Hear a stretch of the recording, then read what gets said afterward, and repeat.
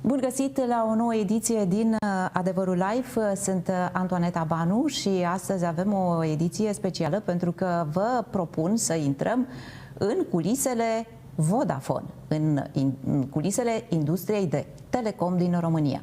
Și invitatul nostru special de astăzi este Achilleas Kanaris, președintele Vodafone România.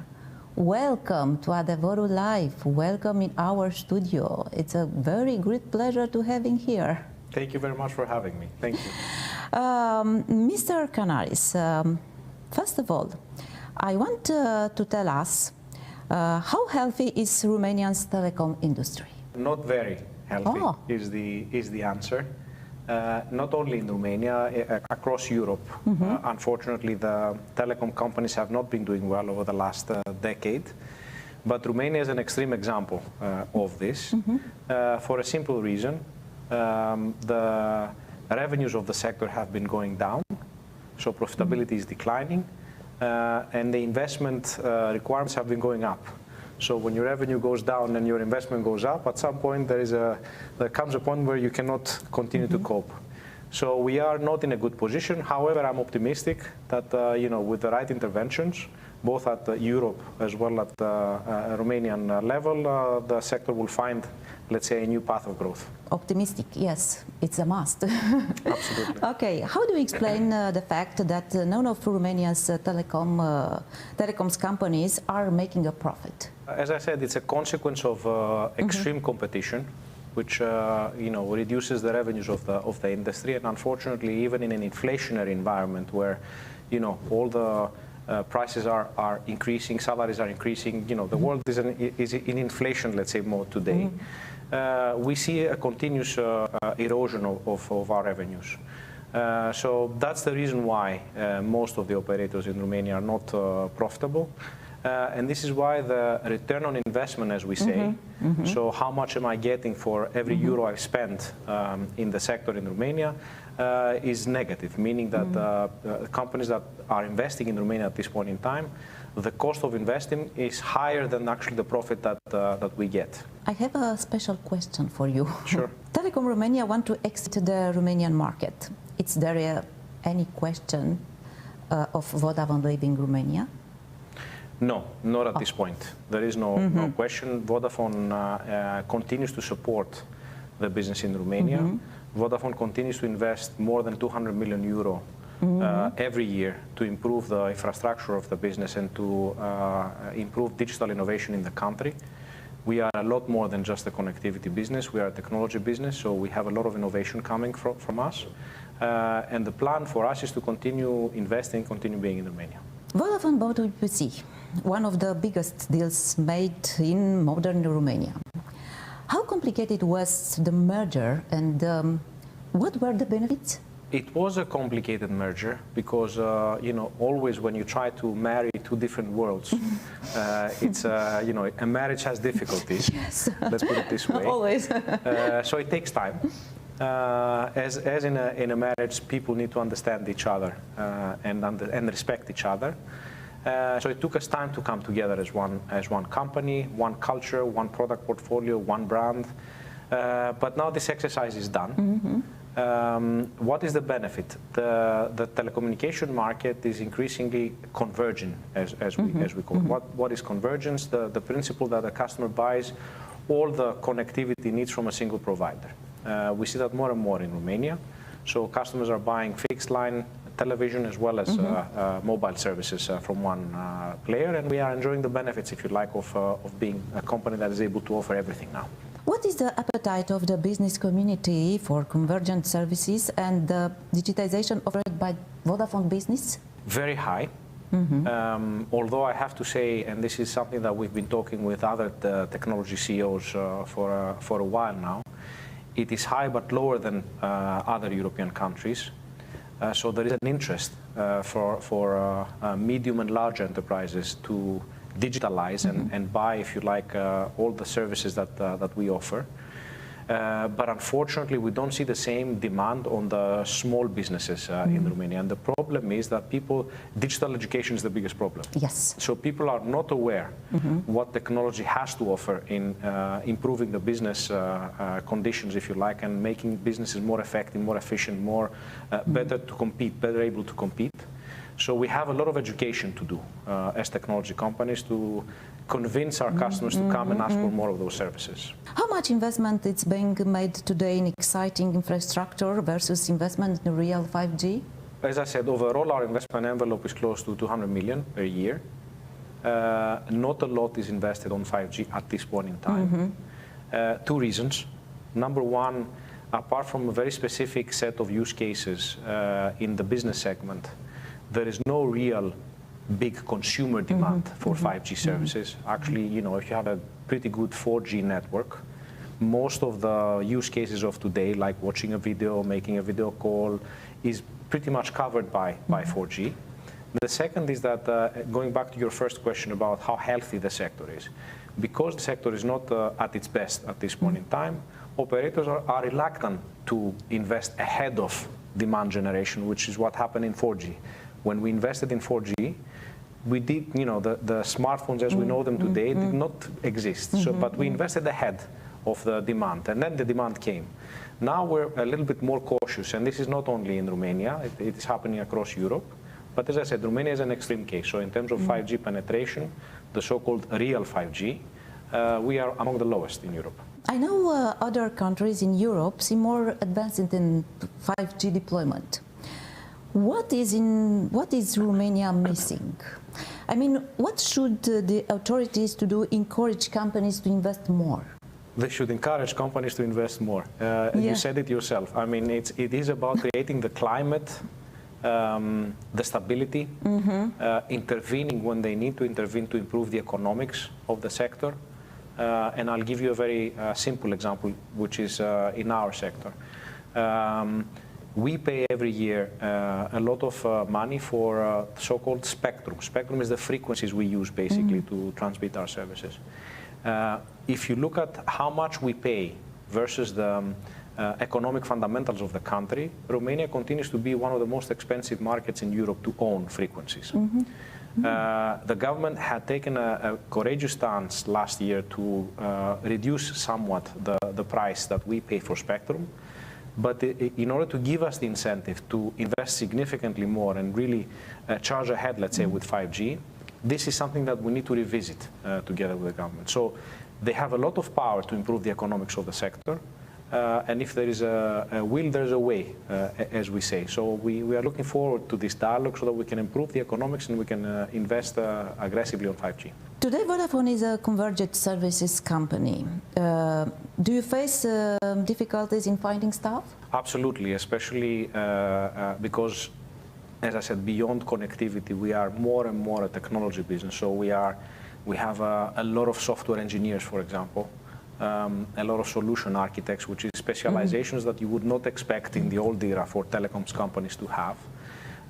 This is a scarce resource in the Romanian market, and we have taken the direction we're taking is, number one, we are very selectively recruiting more senior, let's say, engineers, but we are investing a lot to educate young graduates. We work a lot with universities. Polytechnic University is an example of a partnership we have. So we bring people in and we train them, if you like, with the specialization that we have. Another special question for employer and also for employee. What does today's employee profile look like? It's a very good question. Very different, I would say, than 10 years ago. So, you know, we are more and more looking for people that are comfortable with technology. You have to be comfortable with technology no matter what role you play. Even, for example, our legal colleagues. And, you know, with lawyers, you don't expect them to be understanding of technology. However, you need to have an appreciation and understanding of technology in order to be able to contribute, let's say, towards the business strategy. So the underlying foundation for everything is you need to be comfortable and you need to appreciate technology. And then, depending on the role, obviously, we are looking for different specializations. The thing that we are offering, which I think is unique, very few businesses can offer in Romania, is the prospect of a long-term career path, but also the prospect of an international career as well. I am an example of it. You know, this is my third country with Vodafone, and I'm aspiring to meet other countries as well. I believe for young people, it's a great thing to do. You know, to get exposure on different markets, different countries, different cultures, because it really helps you become a better leader. And then when you eventually return back to Romania, you can contribute even more towards the business community. What does the digitalization of Romania look like? I can tell you there is a lot of talk and a lot of conceptual interest, let's say, towards digitalization, but I think we are far behind, unfortunately, other European markets. To be honest, I'm an optimist, so I see the opportunity as opposed to complaining about why we are behind. Because if we really exploit what technology has to offer, I'll give you an example. How much can we digitize the relationship between the government and the citizen today? You know, I live in this country for more than 2 years. I can tell you that my experience versus other countries that I've been is we're very far behind. But if we manage to do that, the gain for the country will be so significant that you know, that will allow Romania to leapfrog other countries. So the fundamentals of the country are very strong. Technology will enable Romania to really leapfrog other markets, if you like, and unlock the potential of the country. Romania still doesn't seem to be taking full advantage of the NRPP opportunity. Where are we going wrong? It's a good question. I think reflecting of where we are today, I think it's a combination of lack of real understanding of what technology can do in certain sectors, which leads to, I think, poorly designed programs. And the second thing is a lot of bureaucracy, significant bureaucracy that does not allow the quick absorption, if you like, of the funds. And this is definitely, you know, a call to action or a warning that we always raise with the government, that we need to accelerate this. And they need, I think for me, the biggest call to action would be, let's come closer, private sector and government. Let us help you to create programs that we know are going to benefit the country, but also they can allow for the quick absorption of funds. Do you have a strategic partnership with the authorities on the model implemented in other European countries? We've talked about different models, and there are examples of countries such as Spain and also my home country, which have been doing very well in absorbing the funds. We've shared all of this, and we're happy to share again what good looks like. I have seen limited response so far to our, let's say, proposals. I hope that we will continue the dialogue and we will try to accelerate things, because, as I said, this is a once-in-a-generation opportunity. We should not miss that opportunity. And the benefit of PNRR, if absorbed properly, and the benefit of digitalization, as I said before, will be so tremendous for the country that it's a shame to lose that opportunity now. Vodafone also means Vodafone Foundation. What is the legacy of the foundation in Romania, and what do you understand by technology for good? It has been in the country for as long as Vodafone has been in the country. We have executed more than 1,200 projects. We have invested more than 35 million euro, and we've impacted 4.5 million lives in Romania. There was always focus, so we really focused on topics such as digital education and the education divide between urban and rural, healthcare. We still have too many young babies dying every year in Romania. It's a very big problem. So we invested a lot in connecting the intensive care units of hospitals. So to answer your question, first of all, technology can really make a difference. I mean, this is about saving lives. This is about improving the quality of lives and the quality of living, let's say, in the country, first of all.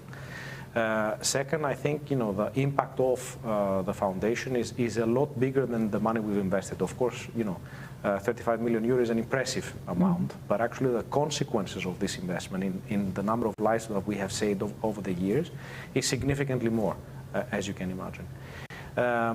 Also, the beauty of the foundation is that the foundation is there not to mobilize the Vodafone money only.